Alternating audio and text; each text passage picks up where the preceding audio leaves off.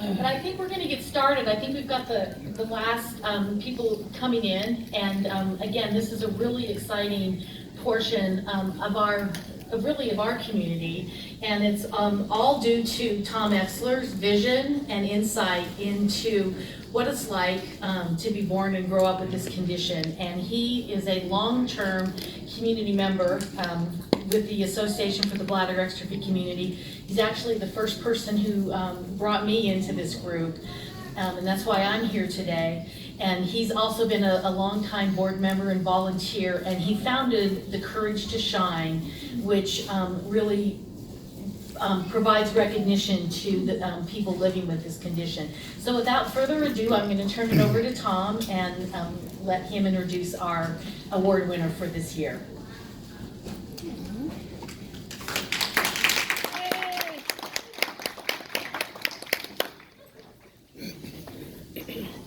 So how's everyone doing? Did they have a good lunch? Yeah. Yes, thank you. Okay. So I founded the Courage to Shine website and awards back in 2010. And one of the reasons I founded it was to show true role models for today's teens and young adults. And I think it's very important to show great role models.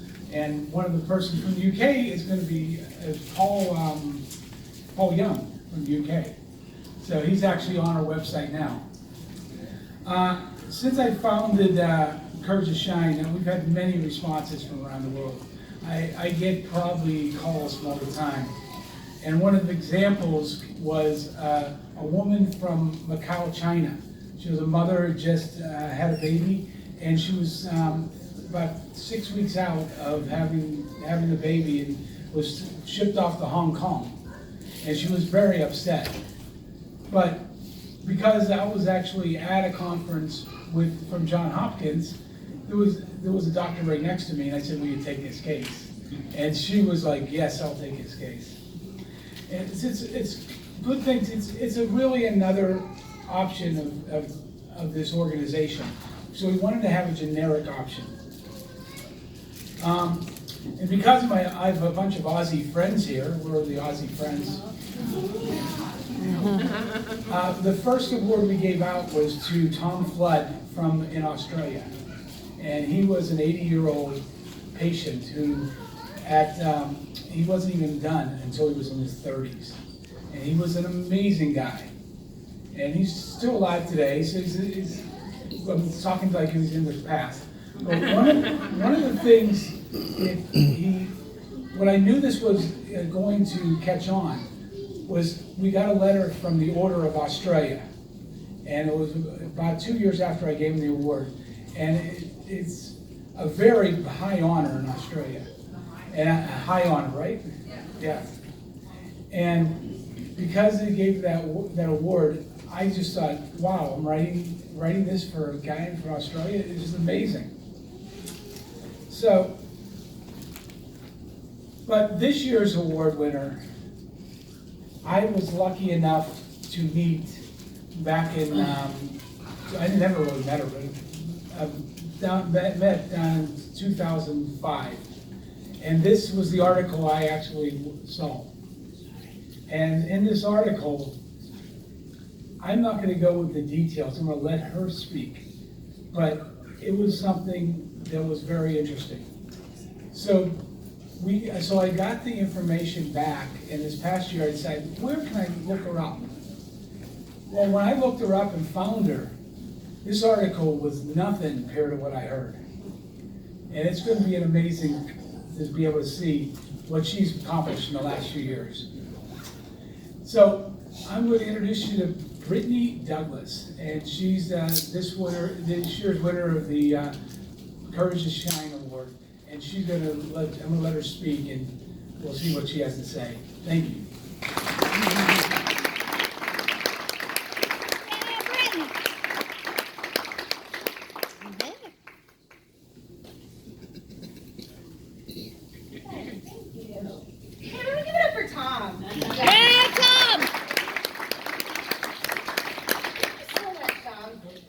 Tom's the reason why I'm here. He's the one that looped me in.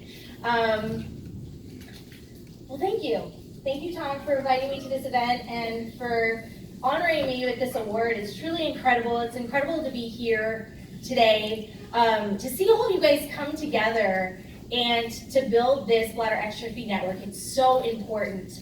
And I'm going to continue to express that all throughout my speech today. It's really a pleasure to be able to come before you today and share my story with you. Because actually, this is going to be the first time that I'm sharing this part of my story. I've never really told my bladder exstrophy story to anybody publicly, so this is going to be the first. So, again, my name is Briten Douglas. I was born and raised not too far from here, just a couple hours south, down in San Diego. I actually have two professions. My full-time job, I work as a training coordinator for the electronic health records team for Sharp Stealing Medical Centers. And then on the weekends, I'm a professional performer and DJ for SeaWorld San Diego. Yep, that's me, DJ Cotton Candy. As well as DJ Briten Kitten at the San Diego Zoo. I graduated from the University of California, Santa Barbara with a bachelor's in sociology. And I'm engaged to my best friend, Chris, who I've actually been dating for 17 years. Chris, you want to give everybody a wave? And we actually just got our first home together this past November, so that's really exciting. And he's actually sitting over by my wonderful parents, John and Corinna Douglas. Thank you so much. They came all the way up here from San Diego to see me speak today. But actually, some of the most important things that you guys need to remember about me today is that I absolutely love glitter, cats, and Taylor Swift. I know, I'm a loudspeaker, sorry about that. All right, so I'm here to share with all of you guys my story. So it's at this time that I warn you guys to buckle up your seatbelts because my life story has been one heck of a roller coaster ride. So, I was born on October 27th in 1986, and there wasn't anything special to be expected about my birth, other than I was going to be the second daughter to my parents. My initial due date was around Thanksgiving, November 23rd, and I did arrive a little over 3 weeks early, but that wasn't anything too surprising for my parents, considering that my sister had arrived 7.5 weeks premature. My mom had taken all the appropriate prenatal care for both pregnancies, and never had to have an ultrasound for any reason. I was born at 3:30 in the morning, and I was announced that I was a baby girl. However, the doctor and nurses noticed that there was something wrong with me. There was tissue that was outside of my abdomen, and my legs dangled loosely on either side. Both my mother and father were in complete shock to hear what was coming next. The doctor that delivered me, along with the nurses, were very concerned with the appearance of my abnormal birth defect. They weren't sure what was wrong with me, and so they called a pediatric doctor to come quickly to attend to me. I was rushed away and placed in a sterile isolate. And I brought with you a picture. That's my dad and my older sister looking down at me in the isolate. The medical staff covered up that tissue on my stomach with a wet piece of gauze to keep it moist. The pediatric doctor was not able to tell my parents what was wrong with me because he didn't know either. He ordered a neonatal transport ambulance to deliver me to San Diego Children's Hospital immediately.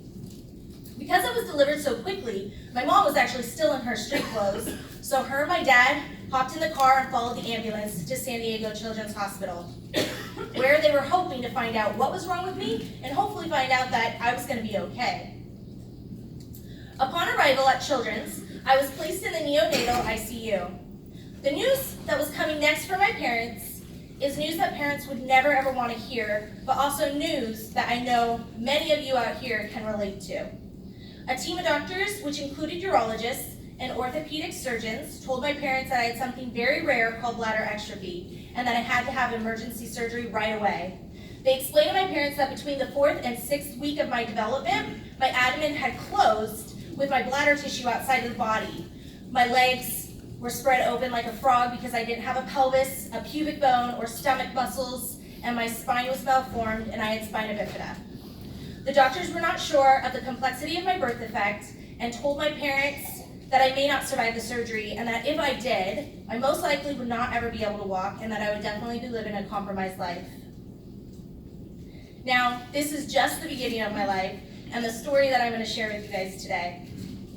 At 4 hours old, the surgery took 10 and a half hours. When it was done, my tiny little body was in a traction apparatus in an enclosed isolate with surgical tape rolls that were actually used as weights to manage the height of the pulleys. So here's a picture of what that looked like.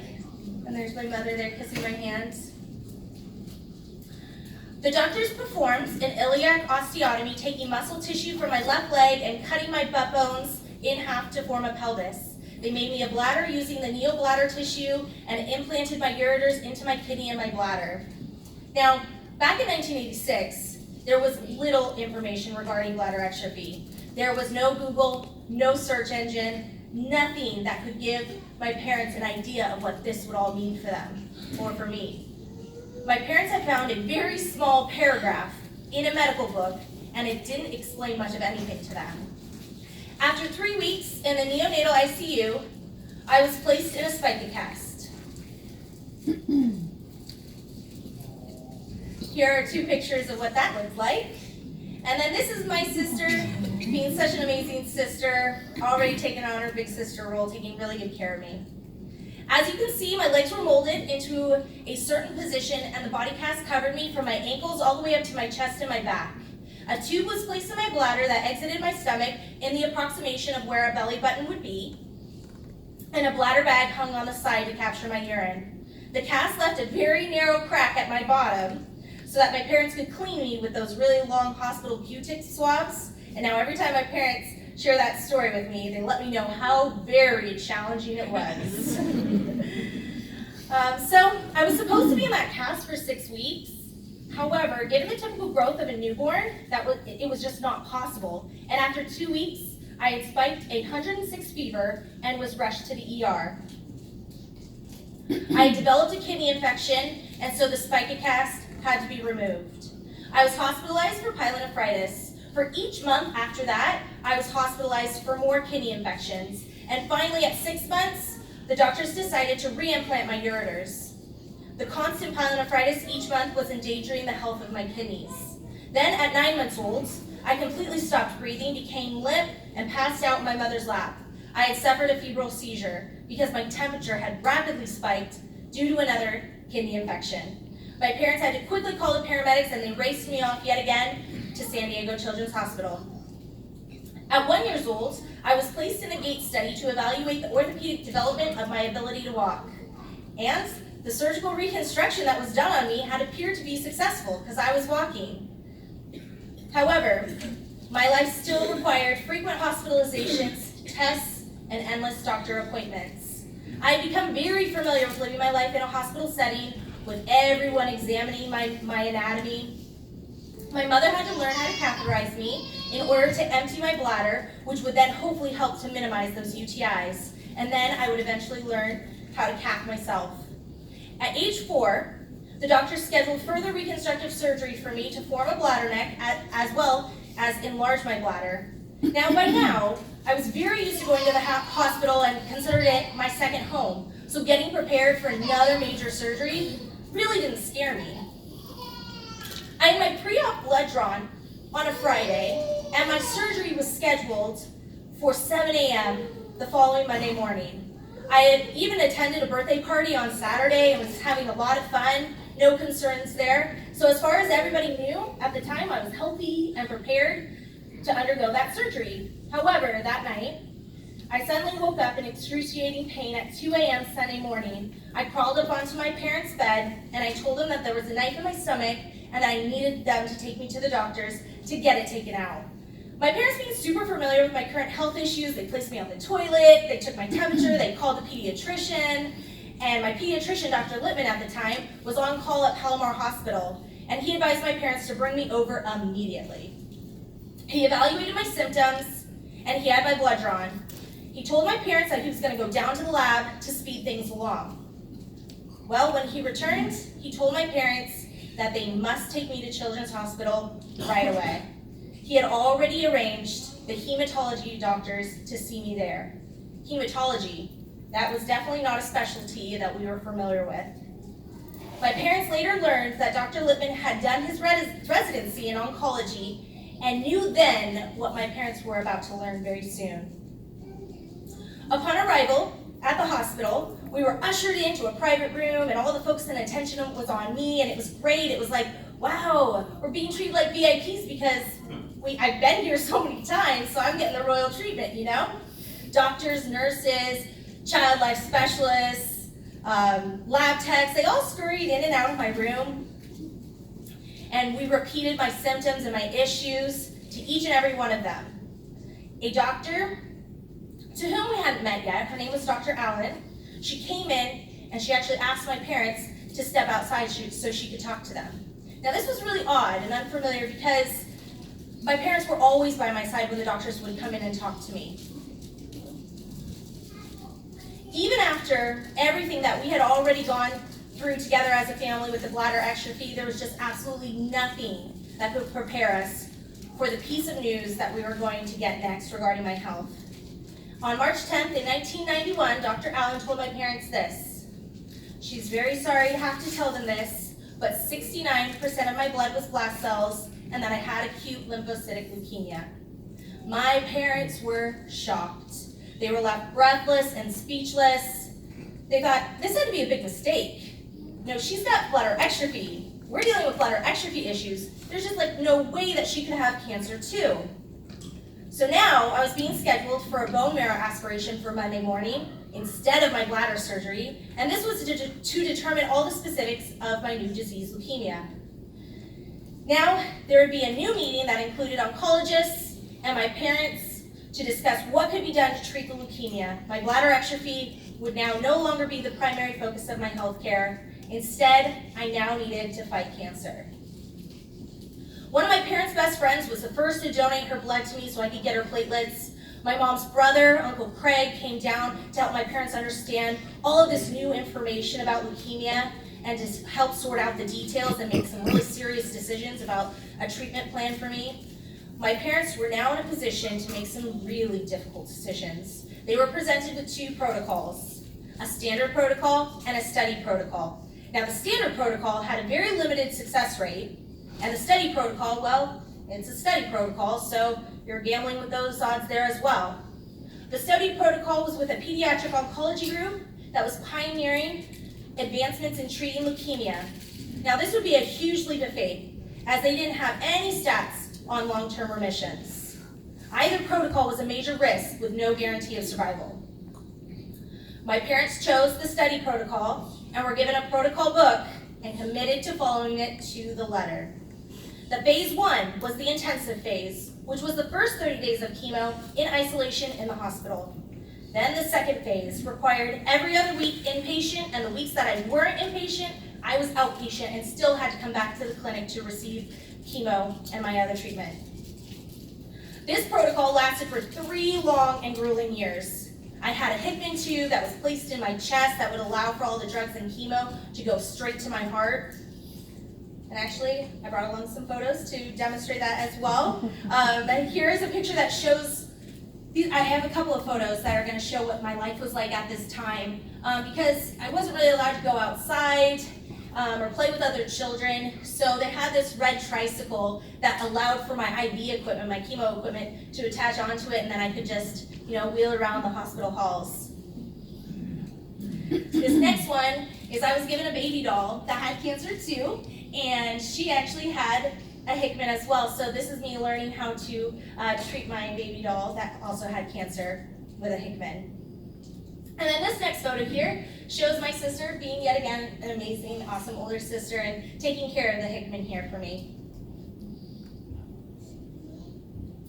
I had to have oral chemo around the clock, spinal taps, constant blood draws, blood tests, and leg shots. I did lose my hair. And so this is me actually sporting the wig that my parents got for me. And then again on that red tricycle, that was my favorite.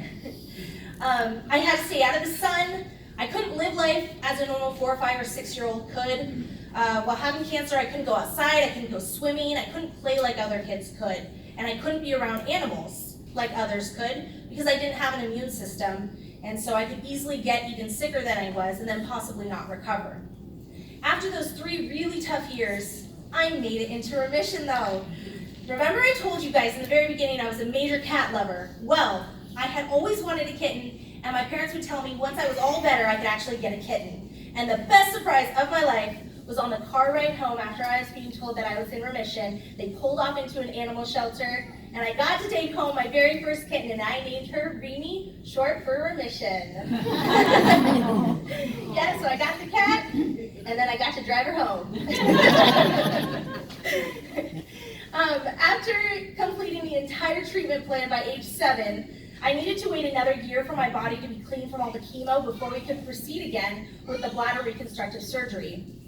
I still needed that bladder augmentation because my neo-bladder that the doctors had made for me originally didn't grow with me. So I was still living with a baby-sized bladder, and I still needed a bladder neck for continency and intermittent catheterization. In the meantime, me and my family, we never wasted a minute. I was able to be in dance class and gymnastics with my sister, and I was finally healthy enough to go on my Make-A-Wish trip, which I got to go on a cruise from Walt Disney World to the Bahamas. And then at age 9, my surgery was set, guess what? On the exact same date as I was diagnosed with leukemia, March 10th, but this time it's in 1996. My parents struggled with that cursed date and tried to convince my urologist, Dr. Packer, to schedule it on another date, but he could not. A whole team of doctors had to be coordinated for this surgery, and Dr. Packer was soon moving back east, so it really needed to go on this date. Dr. Packer was confident in my state of health and felt that my recovery would go reasonably well. All right, everyone, are you guys still wearing your seatbelts? Because get prepared, the next 9 months was an extremely bumpy ride. The next few pictures do really expose me, but it gives you a good idea of the experience of what I went through of going to hell and back. I'm not going to keep him up here for very long due to how much it exposes me, but it just kind of gives you a preview to see where I've been. I think these pictures kind of speak for themselves. But I do have to say, Dad, in this one, you look really good. So, the fight for my life continues. After the surgery, I suffered from a lot of complications. Peritonitis, appendicitis, pancreatitis, more pyelonephritis, bowel obstructions, kidney failure. Yeah, it's a long list, and I'm sure I didn't name everything. I was bedridden because I was too weak and frail to get out of bed. I lost a bunch of weight. This is kind of showing that. I was in constant pain for 9.5 months. My sister, this is a picture of my sister helping me to relearn how to walk because I was bedridden for so long. My body couldn't hold me up. So I was in excruciating pain for this whole entire 9.5 months. The pain medication could no longer even touch my pain. My body did become addicted to those pain meds. I even suffered from something called the conversion reaction, where I couldn't see for a period of time because my body began shutting down.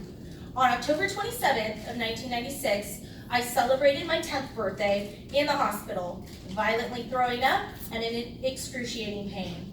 The chief of surgery then removed a portion of my intestines that were obstructed at the time. Then in November, I was sent home with a nasal gastric feeding tube, an IV, and a PICC line because at this time, there was nothing else that they could do. I was so miserable that I was begging for my mom that if she loved me, that she would get a gun and shoot me. It was devastating to hear my mom and dad, or it was devastating to my mom and dad because there wasn't anything else that they could do to help me. It was a painful realization that I was going home to die. It was frustrating dealing with all the medical devices at home. My NG tube kept getting clogged. Then my mom would have to feed the tiny little wire that comes packed with it. She would shove it down to unclog the boost food that would get stuck in there because I didn't want to have to make another trip to go back to the hospital to have it taken out to be put back in. One day I was just so over it all that I pulled out my NG tube and I pulled out my IV. It was a slow but transformative event because I finally began eating and keeping food down. I started to rehabilitate with physical therapy, exercising in a pool, and by Christmas, we celebrated a joyous recovery from a very lengthy hospital stay. However, the pain in my kidneys never seemed to end. Between middle school and high school, I kept myself busy with dancing, and I got into musical theater, and I even became Miss Preteen of Escondido 2000. Oh. There we go. Now, isn't this such a contrasting photo than just a few years prior to that, what I looked like? By the time I began high school, I was stricken with severe paralyzing kidney pain and was hospitalized for several weeks during my freshman year. There wasn't any treatment that could resolve this pain at this time. Even though I struggled with UTIs and kidney pain, I lived it up in high school as much as I possibly could. I was a 4-sport athlete. I played tennis, water polo. I was on the swim team. And then I was the JV cheer team captain my sophomore year, and then my senior year, I was the varsity cheerleading captain. I was in AP and honors classes, and in ASB, I was the pep rally commissioner and the head of my junior prom committee. When I graduated from high school, I believe that it was probably one of the most proudest moments for me and my family, because that was the day that we thought that I would never ever see. But I made it. I was able to see my urologist at Children's up until I went to college. And that was the scary part, going away to college, because I chose to go pretty far away. Well, within the state at least, but I chose to go to the University of California, Santa Barbara. So then I had to establish care at UCSD, but during my sophomore year of college, I had another complete bowel obstruction. Now, since I was up at UCSB, it was 4 hours north from all the medical facilities that knew me and my situation. The small hospital up in Goleta was not equipped with what they needed to perform my surgery with my complicated anatomy. The decision was made to bring me down to UCSD and for the immediate bowel obstruction surgery. My mom raced up to Santa Barbara to pick me up. She knew that there was a chance that I wouldn't make it back to San Diego alive, but at least she would have been in the car with me. The surgery was a success, and the surgeon explained to my parents that it had looked that someone had spilled a whole bottle of Instaglue inside of my intestines. That's how bad the scar tissue was. On my 21st birthday, I had another complete bowel obstruction, which ended in another surgery. What a surprise, right? So I didn't get to party like others got to, celebrating turning 21, but my birthday was unique and special in its own way. My fiance, who was my boyfriend at the time, and my sister, they brought in shots of water that were colored with food dye to make it look like fancy celebratory 21st birthday shots. That's just how my family rolls. They never miss a chance to celebrate, no matter where we are and what we're doing. So, shots of water is what we cheered with. During this time, my kidney pain was more than I could take. A friend of ours referred us to a pediatric urologist up at Stanford named Dr. Kennedy. He was specializing in bladder exstrophy up at Lucile Packard Children's Hospital. Dr. Kennedy agreed to take me on, and he began his gamut of tests. A stent was placed in my left ureter, and I had a drainage bag that I had to carry around with me during my last 2 semesters of college. There wasn't any good conclusive findings from any of these tests, and I just wanted them to take my kidney out, but they would not do that. Dr. Kennedy agreed to perform an exploratory surgery to see if he could find anything, because I was in so much pain all the time. What he did discover was a duplex ureter that was hidden and coiled up underneath my ovary area and had been the source of my pain all of these years. It was having reflux in that ureter. After that surgery, I began my road to recovery without kidney pain. Now, while this was all happening during my college years, I did continue my life doing the best that I could. I was on the college cheerleading squad. I was in a sorority. I was in Kappa Alpha Theta. And dealing with all of this was definitely very challenging and difficult, as I tried to attend as much class as I could to keep up with my peers. But when I had reached my 4th year of college, I had missed so much class, and I wasn't aware of it because I was so sick, that I had to get the dean to agree to allow me to take twice as many classes as the regular student had to for at least 2 more semesters. And those 2 semesters were the same 2 semesters that I was troubleshooting my kidney pain with that bladder bag on my side. But I was determined to walk on time. It was a really, really big deal to me. I had to get that dean to approve, and he did. It took a lot of convincing, but he did once he heard my story. I did it. By the summer of 2009, I was able to walk with my college graduating class at UCSB. After this hurdle, it wasn't exactly smooth sailing for me. I had to get off of all the pain medication that I was on at this time, and that was tough. After a few years of trying to get off of them myself, my family had done some research on a place in San Diego that could help me. So on my 25th birthday, I was admitted into a rehab facility that promised me that they could successfully get me off of all the pain meds that I was addicted to. And those pain meds were fierce. Now, also at this time, I had just gotten cast in a show at Legoland, California, and I didn't want to jeopardize that opportunity for myself, so I made an arrangement with the doctor and my family where my family could come and pick me up, take me to rehearsal or my show, and then deliver me back to the rehab facility at night. Nobody knew this really big secret. 30 days later, I was living my best life, starting my performance career at Legoland. That led me to then be working at SeaWorld San Diego, that then eventually led to me working at the San Diego Zoo as well. So this is me in my Legoland show, and then me when I started DJing at SeaWorld San Diego. However, the struggle never stops. My body has a way of keeping me on my toes.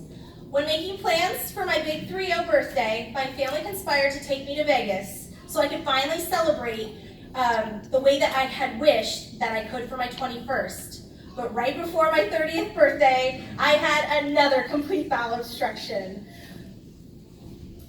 I ate Brussels sprouts, and that was the cause of that one. But this time I got to the hospital soon enough where they were able to decompress me with an NG tube and put me on bed rest for about a week. I was determined to get out of the hospital before I turned 30. And I did. We made it to Vegas and we got to celebrate in style. I'm now 32 years old and I still have to be careful with my health. Issues of UTIs, bowel obstructions are always hovering at the forefront of my mind. I make sure to listen to my body for any signs of emergent issues. But each day that I wake up, I cherish it because I know how valuable it is to be alive and well. Everyone has something that they all have to deal with. And well, bladder exstrophy and cancer was mine. Ever since I was little, I actually felt that I was blessed to have these issues. Even when I could be so angry because I wasn't normal like the other kids, I did feel that because of everything I have endured, I am blessed to value every day that I am given, and that mindset started at such an early age, and for that, I'm really appreciative for the cards that I was dealt. A lot of people don't cherish life like this until it's too late. And everything that I've been through and overcame, it just made me stronger and more determined to enjoy life like nobody else. People who meet me and learn about me and what I'm involved with often ask me, why are you so busy all the time doing all the things that you do? My response is, well, why not? We're not guaranteed tomorrow, and we need to make the most of today. I like to spend my extra time volunteering and giving back to my community and the organizations that helped me and my family during our really tough times. I had grown up attending a camp for children with cancer called Camp Reach for the Sky, and when I was 15, I could not wait to start giving back and volunteering for them. I soon became the program director for that day camp, and for the past 3 years, I've been the volunteer program director for their resident oncology camp. Actually, I'm heading up to this camp tomorrow as soon as this conference is over. And this is me actually being the program director last year. I'm dressed up as one of the camp songs. It's about a chartreuse buzzard. We like to get all dressed up and wacky at this camp. Whenever there is a chance to help and give back, I am there. And I hope that by me being here today and sharing my story with all of you can help give you guys strength in your time of adversity. Well, I'm wrapping it up here, and I would like to give a major shout out and thank you to my parents who came all the way up here from San Diego to watch me speak. I want to thank you so much for being the strongest and most wonderful parents I could ever ask for. They've been my angels for 32 years, and I am who I am today because of them. And I want to thank my sister. She's not here today, but she was very instrumental in taking care of me as well, as you can see from all those photos. And thank you to my fiance for your ongoing support and love. It is because of my really strong support system that I have the courage to shine like this.